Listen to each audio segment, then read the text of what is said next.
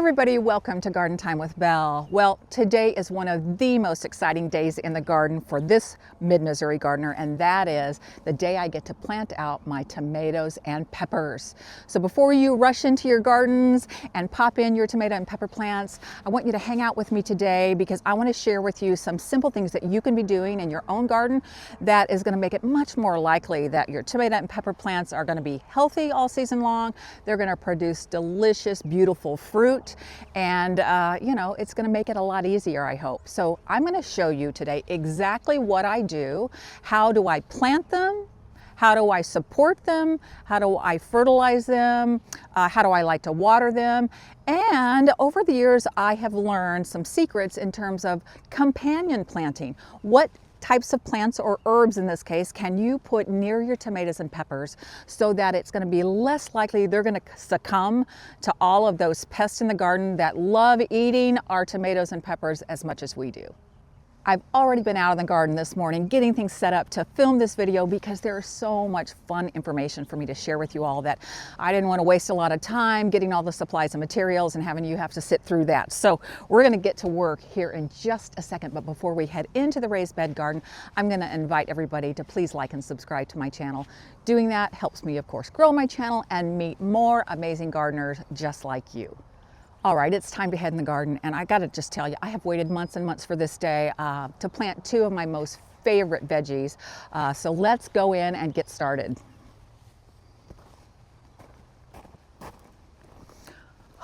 Okay, this is the tomato bed for this year.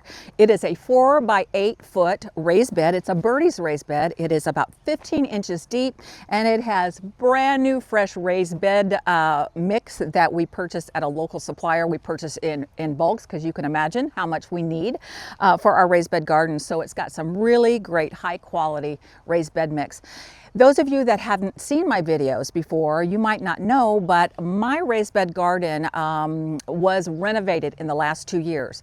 Last year, we invested in these birdie's raised beds, these tall ones. They're 29-inch tall. So we swapped out the old wooden beds that my sweet husband built us years ago and went with these metal beds, and they have been phenomenal to grow in. And so the 4 you see around me, the tall ones, we installed last year, but just recently, my husband installed 4 new 4 by 8 beds, these 15 inchers.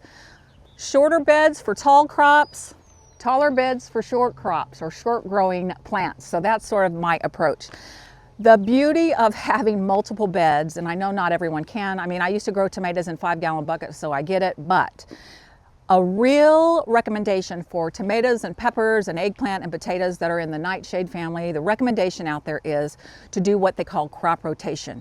And that simply means don't plant your tomatoes and peppers in the same soil, in the same exact spot year after year after year, because what happens is there are pathogens and yucky things that can build up in the soil, and they love to attack those types of plants. So if it's possible, try to move your plants around in different locations in your garden from year to year. And in a perfect world, which is going to work out for me, is these tomatoes will not be planted in this spot until 4 years from now.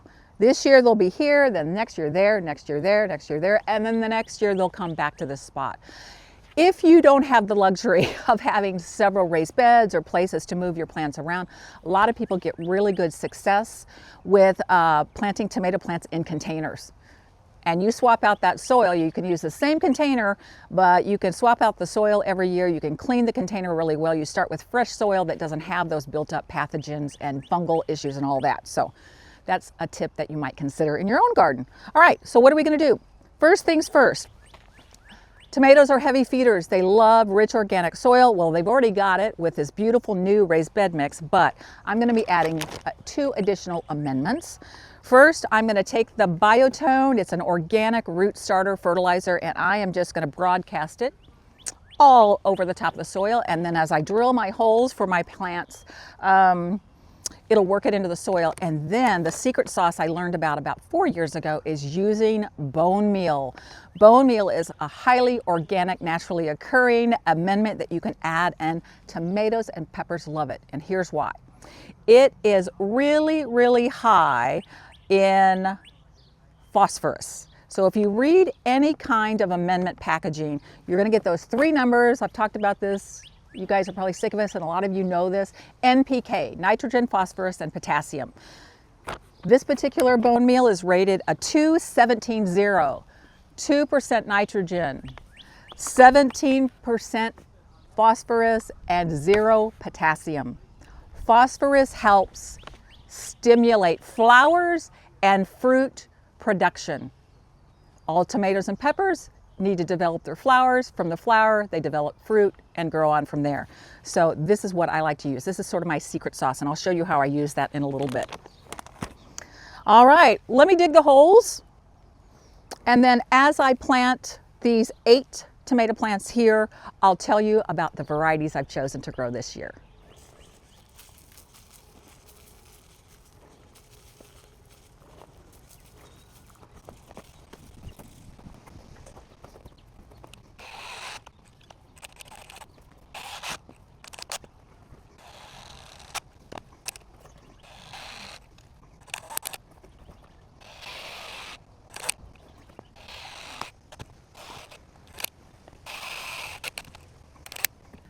Okay, let's get to it. So I want to share with you how I like to plant my tomato plants. So I'm going to show you exactly how I do that. But before I put them in the holes, let's talk about the varieties I've chosen this year. And those of you that follow my videos know that I typically always start my tomato plants from seed, and I have usually started at least 100 tomato plants from seed with great success. I tried a new seed starting mix early, and I guess I started sowing them in March. Big fail. I think I mixed the amendments wrong, the wrong ratios, and none of my plants would germinate. And I tried it a second time and it still didn't work. I don't know, but you know, that's part of gardening. So I went the route going to my local nursery and purchasing tomato starts. And so that's what I want to share with you. Okay, this one is Better Boy. Better Boy matures in 70 to 72 days. So check your plant tags.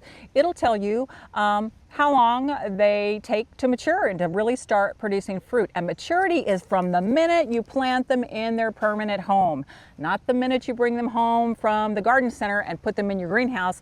I think I probably purchased these maybe 3 weeks ago. So when I purchased them, were about this big. They already have flowers. Some of them have a little bit of tiny fruit. Regardless though, no matter how big they look today, it's still gonna take this about 70 to 72 days. So Better Boy, it's a classic. I think it's a hybrid. It's not an heirloom, but that's okay. I mix it up in my garden. So Better Boy is gonna go in. Lemon Boy, I love to have a nice yellow tomato for sure in my garden, yellow and orange. They have all colors now, which is really great. Let's see, maturity, 72 days, so about the same as Better Boy. Brandywine, now this is an heirloom variety, and heirloom varieties are original plants from original seed dating back a long, long time ago, and they are not a hybrid. They haven't been crossed, etc. And this one is, let's see here, maturity 90 to 100 days. So this baby's gonna take longer than the others. What else do I have? Oh, this is a new one. I've never grown this, I don't think. Carolina Gold, a beautiful golden color, abundant fruit, it says. Let's see, does it tell me how many days? Why doesn't it tell me how many days? It says mid-season. I don't know what that means, but it's going in the ground. So I've got yellow, gold Brandywine that tastes like a real tomato from my childhood, Better Boy. Okay, and I'm growing 2 of these. These are my all-time favorite tomato, Cherokee Purple. I have grown them in my garden for 10 years at least. Absolutely, and I'm going to grow 2 of them. They are an heirloom. They are absolutely delicious. I think the most delicious tomato to my palate. And then I've got 2 more that are going in, and these would be cherry style tomatoes, and I grow these every year as well. Sun Gold. These get enormous, and look, can you see? We've already got, I hope you can see, I don't know, I've got a lot of stuff behind me. It's got flowers and fruit already. Isn't that darling? Okay, let's see. Very sweet fruit, has a tropical taste, matures in 57 days. Whoa. So that should be my earliest. That would be amazing if that happens. It usually does. And then this is one I've grown just like Cherokee Purple, probably for the last 10 years. Super sweet 100. bite-sized sweet fruit abundance. I mean, it is an abundant. It pumps out more than we can almost eat, and it matures in 65 to 70 days. Some of these are determinate, meaning they grow, they put all the fruit on, it ripens, and you harvest it all sort of at one time. But most of these varieties are what we call indeterminate tomatoes, which means they will continue to grow and produce fruit from whenever it starts until your first frost. So these two and several others, they get enormous and they pump out fruit over and over and over again to extend the season. Okay, so I have my selections. I told you about them. Now I want to show you a few things you might want to consider doing with your own tomatoes. And again, I know a lot of you are tomato growers out there. You know all these things, but I never want to assume people know these things. I was a beginning gardener. I'm always learning still after all these years in the garden. And so I'm also going to speak to some of those folks that maybe they've never grown a tomato plant before, or they've only tried it for a couple years and didn't know some of these tips and tricks. All right, first things first, almost always it's recommended that you plant your tomato plants really deep. And so I'm going to pop this Carolina Gold out. I'm going to show you one, and then I'm going to follow the same procedure for all the other 7 that are going in the ground. All right, so here's my plant. Now, I could plant it right here, even with the soil. The top of this is even with the soil, but I'm going to miss the opportunity to make this healthy and strong. So the way I'm going to do that is I am going to either snap off with my fingers, or you can use pruners if you want to. I'm going to take off a bunch of the lower stems, the side branches, okay? And so all I'm left is with this. So I am going to dig my hole and I'm going to plant it deep, because everywhere on this stem are these little fuzzy hairs that will send out lateral shoots. The more root development you have below the surface, the stronger your plant will be. I won't go into all the other tips and tricks out there. I don't do it, but some people will even plant their tomato plants flat and only leave this much sticking up out of the soil to get all this root development. But because I have nice 15-inch deep planters, I'm going to go deep. All right, so plant them deep, take off the lower stems, and then here's my secret sauce I mentioned earlier. So let me get my trowel, get my gloves on. I'm going to put bone meal in the hole and on the actual root ball. And remember, bone meal is loaded with phosphorus. Phosphorus produces flowers and fruit, and that's what a tomato plant is all about. Flower and fruit, flower and fruit. All right. The general recommendation, how much per hole? About a tablespoon. Again, it's an organic thing. You can't over fertilize with bone meal. And I'm going to literally sprinkle even more right on there. So here we go. It's going way, way down. And then I'm just going to backfill with fresh soil.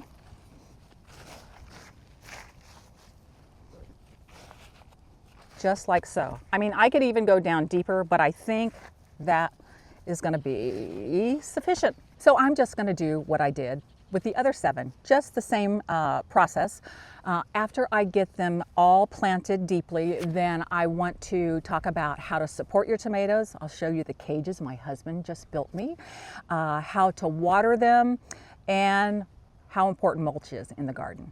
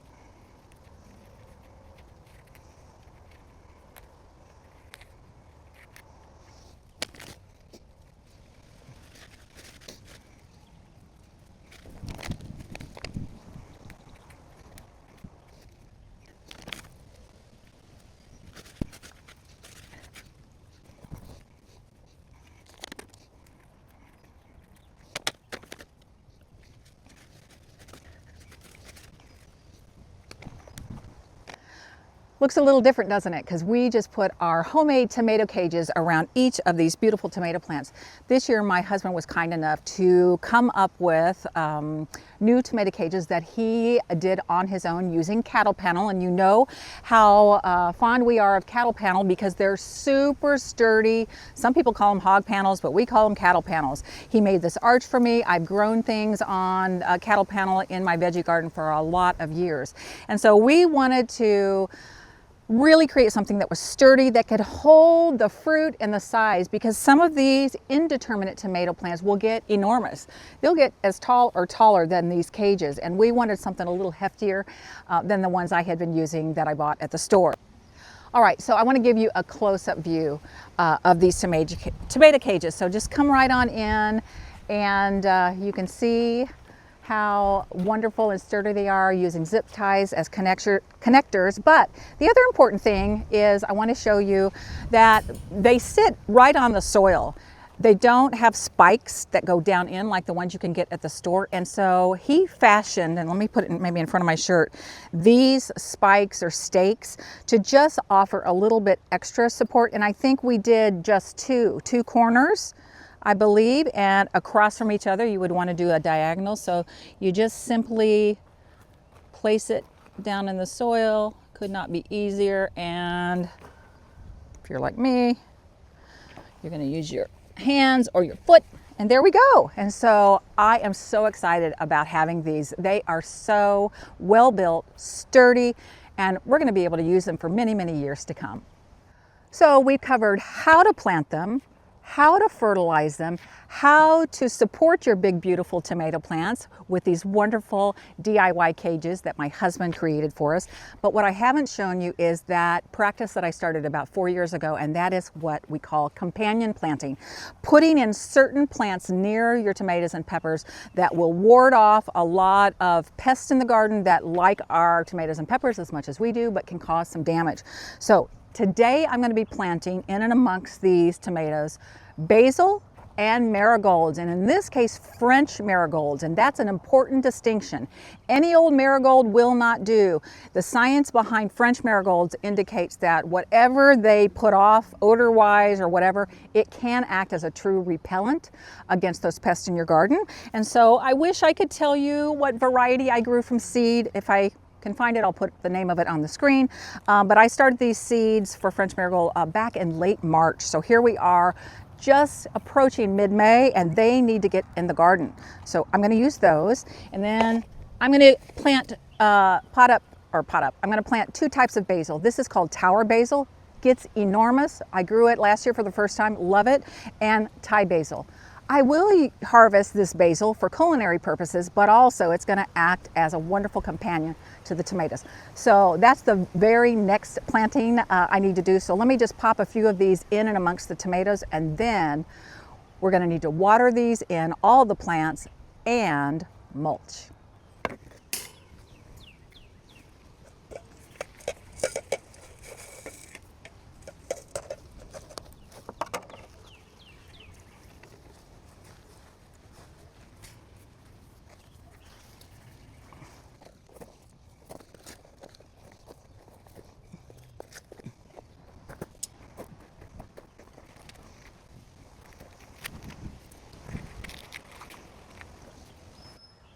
Last thing to do is to water them in and then add a nice layer of mulch. Tomatoes need water. Think about how fruity they are. They're full of moisture, and so on average they need a couple of inches of water a week. I know that's hard to know what that is. So in my mid-Missouri garden, I end up running my drip irrigation probably every 3 days. If it's super duper hot, maybe every other day during the hottest, driest part. I don't water it if Mother Nature provides. We definitely can change that on our settings. I have 4 runs of drip irrigation in these 4-foot wide beds, and that should be sufficient. So I'm going to hand water them in first to get everything settled, and then I'm going to mulch to hold in that moisture. But also mulching, especially things like tomatoes and peppers, is essential to keep the soil cool, keep the soil moist, and more importantly, the pathogens that live in soil, if they get lots of overhead water or nature rains really hard, it can splash up those pathogens onto the leaves of your tomato plants and introduce fungus and wilt and all kinds of things that we don't want. So mulch has many great purposes. The mulch I like to use in my raised bed garden is either straw, which I'm going to be using on my pepper plants here in a minute, but the other thing that I really love to use is shredded leaves. And I have a video, I think I'll try to put it in the link in the description below, on how we in the fall, my husband and I, we gather up all of our leaves and we get a nice fine shred, really great brown organic matter, covers it. I leave it all the time and it will end up working into the soil and adding even more nutrition over time to this beautiful raised bed mix. So free. If you don't have a shredder like we do, and not too many people do, you can use your bagged mulching lawnmower, gather up your leaves in some rows, run over them over and over again, collect the leaves, grind them up, because you don't want big, thick, giant leaves. You want finely shredded leaves. That works a lot better.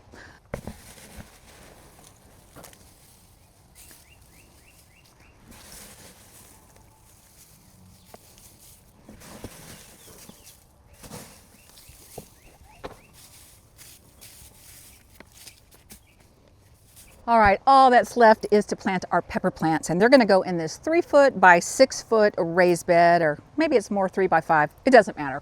They're going to fit really well. One of the things we like to do with our drip irrigation is, however wide the bed is, that's how many lines of drip we like to install. So I've got my 3 drip lines here, so I want to just pin them down again.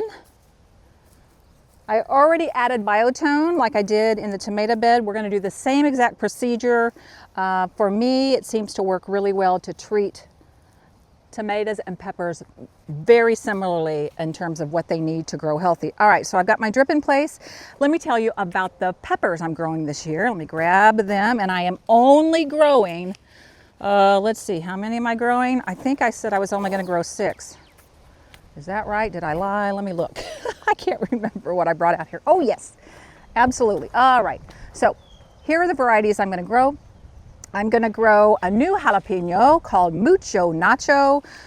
And I think I'm growing, 2 of those, 2 Mucho Nacho jalapenos. Okay, what's this one? Oh yeah, this is a new one. This is called a Golden Bell Cali Wonder.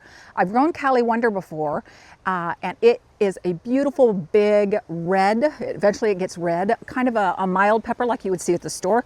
But this is the golden variety of Cali Wonder, and this I believe is the original Cali Wonder. So I'll have red and gold, big, walled, thick, heavy. And then these I did start from seeds successfully. They're really small, but they are going to love it to get outside. And these are the lunchbox variety, my favorite snacking peppers. They're mild. You know, when you go to the supermarket and you see them in bags and they're all these beautiful colors and they're just about this big and delicious. Love. So I am limiting myself to just 6 pepper plants. So spicy, bell peppers mild, and snacking peppers also. And do you know what I think I'm going to do? Because I know my jalapenos get large. I'm going to put them on the north side of this bed. And I know my lunch boxes don't grow quite as big. And that's something you want to consider when you are planting out things, whether it's flowers or veggies, is the orientation. So that is south, east, west, south, north. And so it's a great idea to make sure you're putting your tallest plants on the north and then go down if you have that option, because that way, if they love the sun, which peppers and tomatoes can't get enough sun, you don't want a really tall plant here and a little one here where it might shade it out. So that is how I'm going to set them in here. And I'm also going to pop in the French marigolds here and there. So that's all there is to it. The biotone's already been broadcast. I will use bone meal on the peppers, not on the marigolds. And let's just get them in the ground.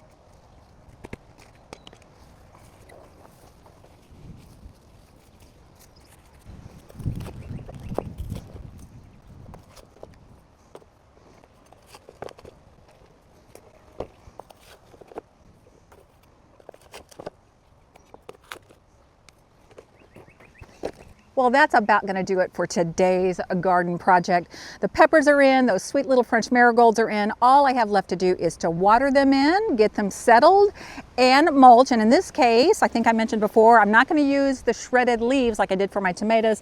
I am going to use this shredded straw, which actually was in this bed last year. I just pulled it off so I could plant, and we're going to reuse that straw for this year's garden. So anyhow, oh, thank you guys so much for hanging out with me today. I hope you got some new ideas. And for those of you that have lots of gardening experience, I'm going to invite you to share your wisdom. What are your tomato and pepper secrets that have worked well for you in your garden? Leave your comments, please, below. And let's be a community of gardeners that support each other and are open to different ways of doing this wonderful passion that we have. So until next time, I wish everybody out there happy gardening.